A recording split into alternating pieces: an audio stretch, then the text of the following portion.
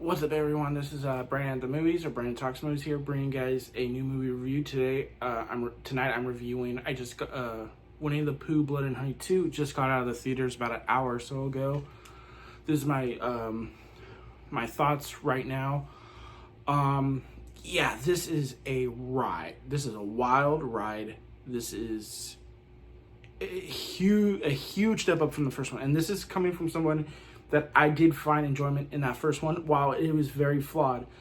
But this one steps up the lore, the prosthetics, the prosthetics looks, the gore, the kills.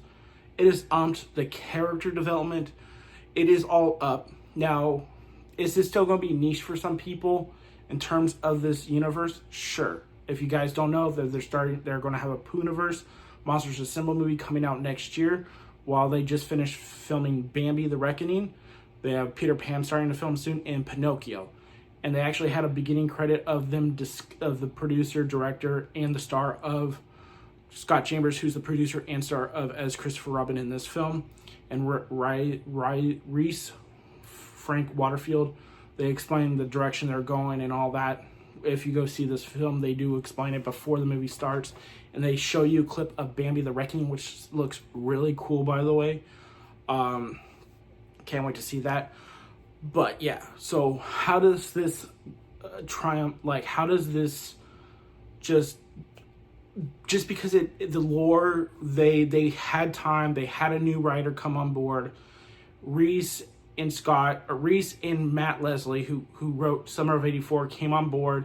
They went through things. They Matt specifically said, because Reese looked through Fangoria, looked through stuff, what people wanted to see in this film, and they really listened, because they understood that there was issue. Like, look, even though I'm a fan of the first one, I acknowledge that there was flaws with that film, and a lot of people consider it one of the worst films ever made, which I don't think it's that bad.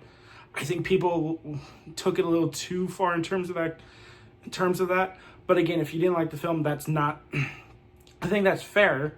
I know the mask. They're supposed to be humanoid, half human, half creature, but it doesn't look like that because the masks look like masks.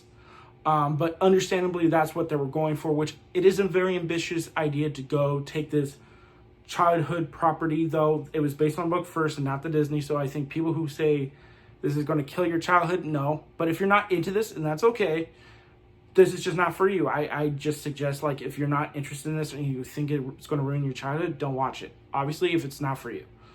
But one of the biggest positives of this film is the practical prosthetics of the looks of the creatures, of Pooh, of Tigger, of Piglet, and Owl. They're so good. They're from the prosthetics company. They were called the Prosthetics. I think you can check them out on Instagram. But they're the Prosthetics Group or something. I forget what their name is called. But they've worked on, like, Harry Potter, Star Wars, and I think Marvel stuff.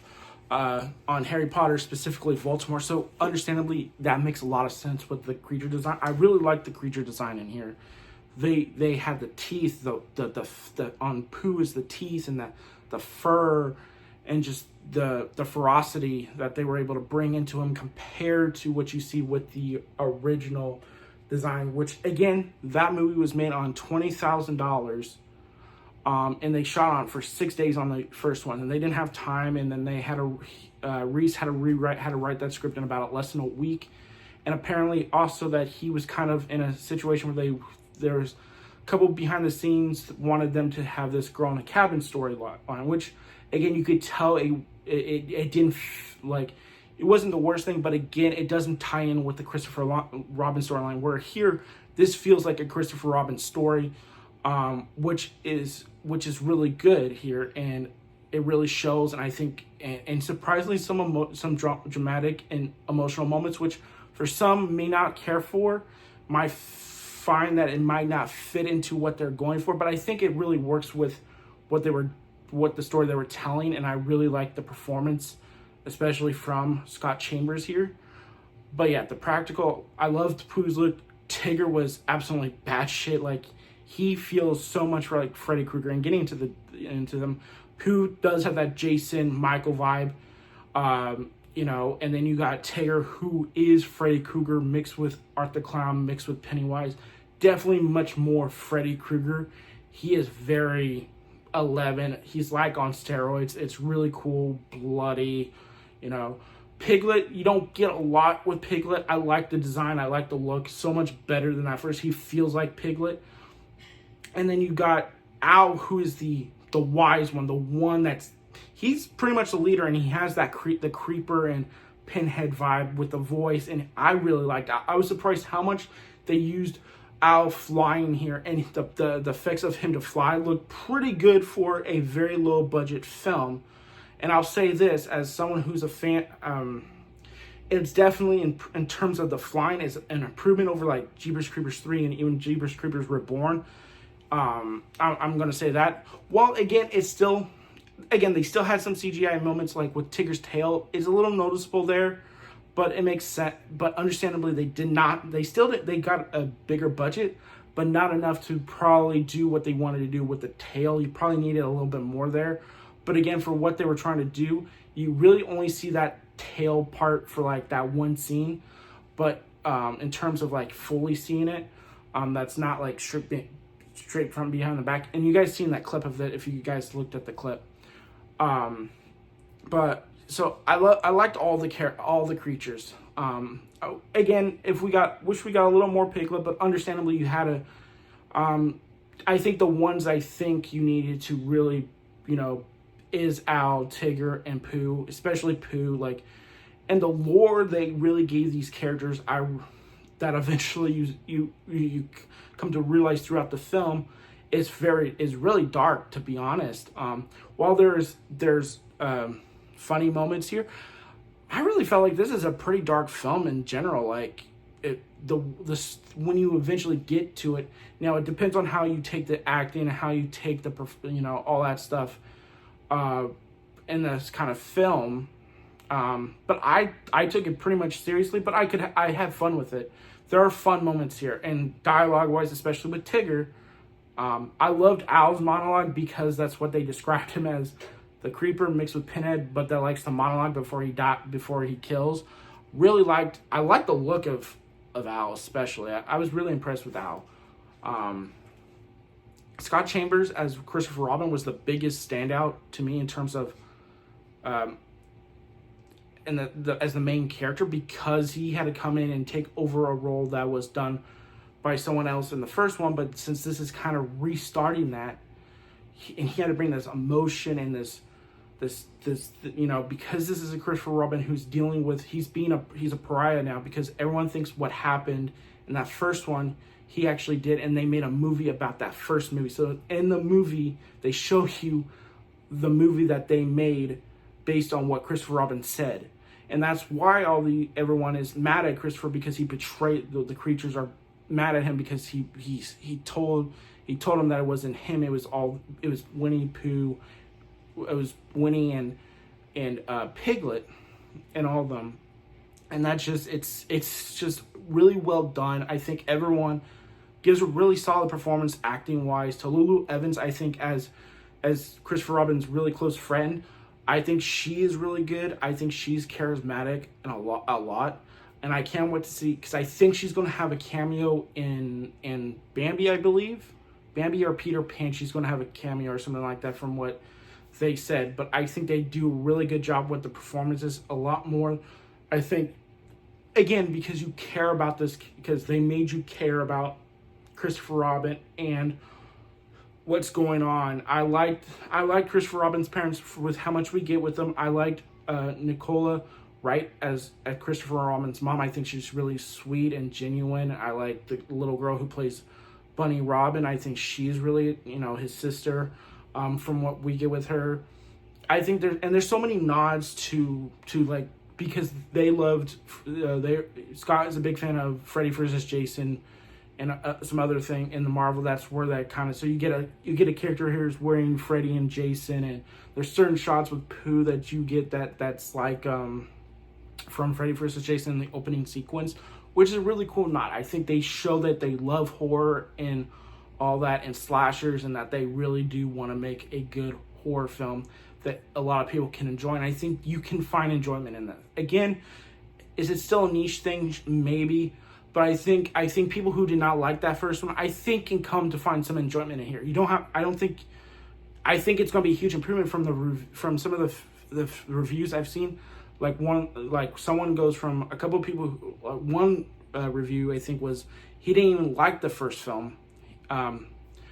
He completely bashed it, but he gave it a, coming from there to about a C, I think a C minus, but still really dug it. Still says he's excited for more to see what they can do if you can get more of the budget up. I think that's a huge improvement from some people that probably were afraid to even give this a chance. I think this is just a huge upgrade, and it's in my top 5 of the year. It's actually so far my second favorite movie. Now, again, you're comparing this to something like Dune, but the other couple movies I had were more smaller budget films. So the only one that it's not even going to come close to is Dune Part 2. But again, that's cutting the apples and oranges. But that's how good I feel like this movie was, and a huge step up it was. They listened. They understood what they needed to do to try to, and I think they did want to make it better. I think this is a movie, and they've talked about this before, is that this is really the movie they wanted to make in that first one, but they didn't have the budget to do that, and they didn't have really time. Even if they had the budget, I'm assuming time-wise they didn't really have that. Here they had much more time. You got another good writer on. Matt Leslie, I think, really with Reese, really showed how much improvement that writing is, and this is just a hell of a good time. Now, I think the biggest negative maybe is some of the CGI here, and for some people it's going to be some of the CGI, you will notice here and there, but I think that's just, and some of the shots maybe a little too dark at times, certain shots, and that's just the way they have to edit around, I think, still, because their budget is still technically a bit low. So there's some things they probably have to do, and Reese, I think, in the big thing, said they had to cut 6 or 7 deaths from this film. So you'll get to see those on the Blu-ray /DVD when that comes out, which I can't wait to get. But overall, the negative is really just some of the CGI. You see some CGI, but again, it didn't bug me because I was enthralled with the story. I liked the characters. I really loved the bloodbath, the kills, the blood, I really love this film. I really, truly do really love this film. I think it's something I'm gonna go see again. Unfortunately, due to work, I will only be able to get to see this once in theaters.